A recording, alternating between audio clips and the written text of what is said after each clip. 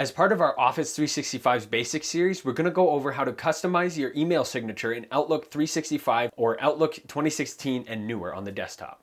Having a customized email signature is a great way to show professionalism while communicating via email. You can have really simple and basic signatures or really advanced and creative ones. They both essentially do the same thing, and I'm going to show you how to do both of them in Outlook 2016 and newer in this video of The Basics. I've created a free Word template file that you can download, change, and have a great looking signature in minutes.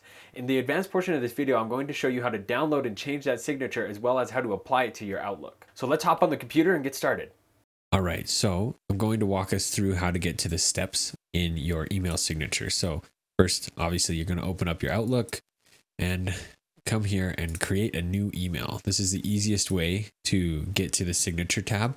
So you just click here, signature up in here in the ribbon. And if you don't see the ribbon, it might be because you have it minimized. So you just have to bring it back down and you hit signature and then signatures. So this will bring up a couple of options here to set your signatures.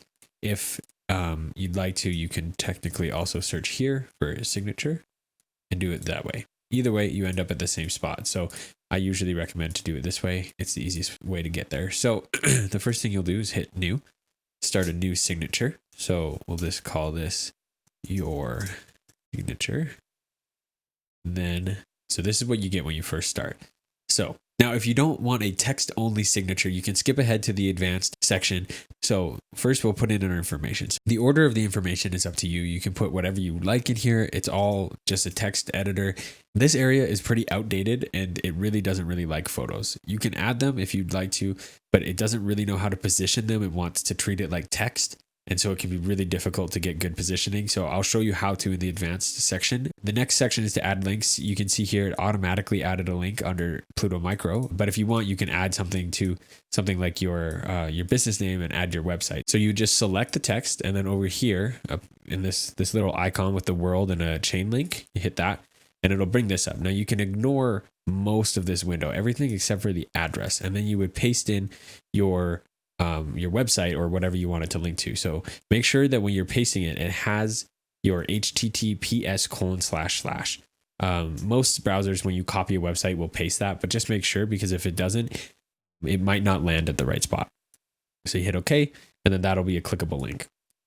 So you can also change all the font to something that you'd like. There's hundreds in here that you can go through. Usually we stick with one of the basics. I like Arial quite a bit. I think it looks good. And you can change the font size of certain things. So you can make your position a little bit smaller.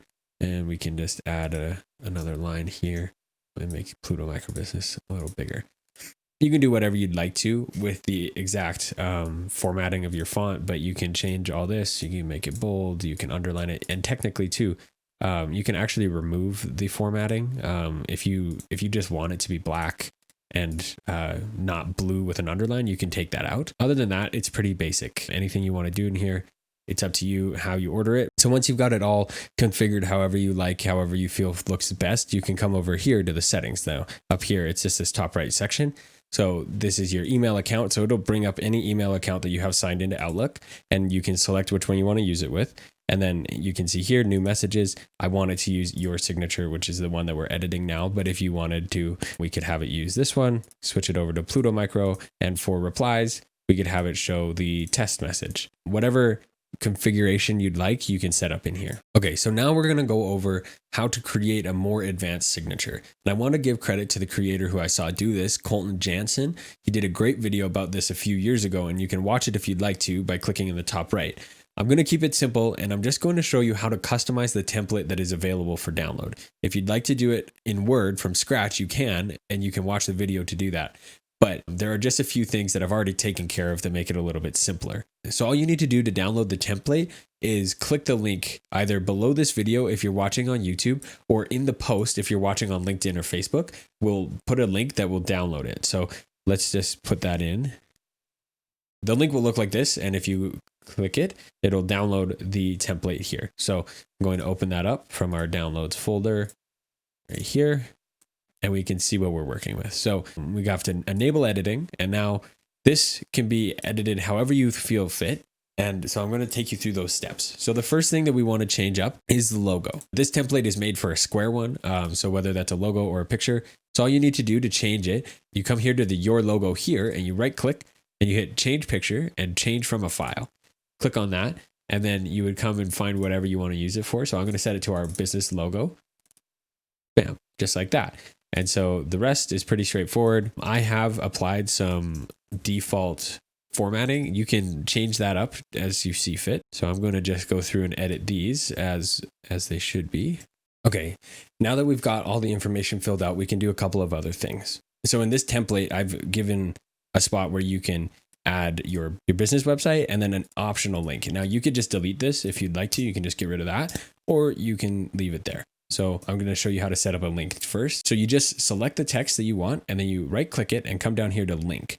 Now just click link and ignore this whole top area and just worry about your address. So you put in https fluidmicrobusiness.com. That's our website. And now it'll link. The next thing you can do is in this optional link, this could be anywhere you like. In this case, we might send them to somewhere where they could book a call with us. So we'll send them to our landing page. And then down here, I've added your Facebook and your LinkedIn. So if you'd like to, you can link to those. So all you'd have to do to edit that is right click it and come back down here to the edit link and just change this to whatever your URL displays. Usually it's your name, but depending on what your name is, you might have some numbers afterwards.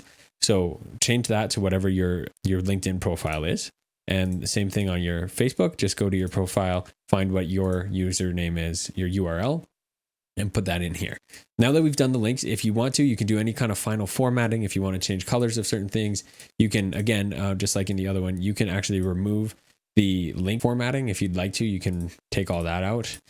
So then they only see the links if they hover over them.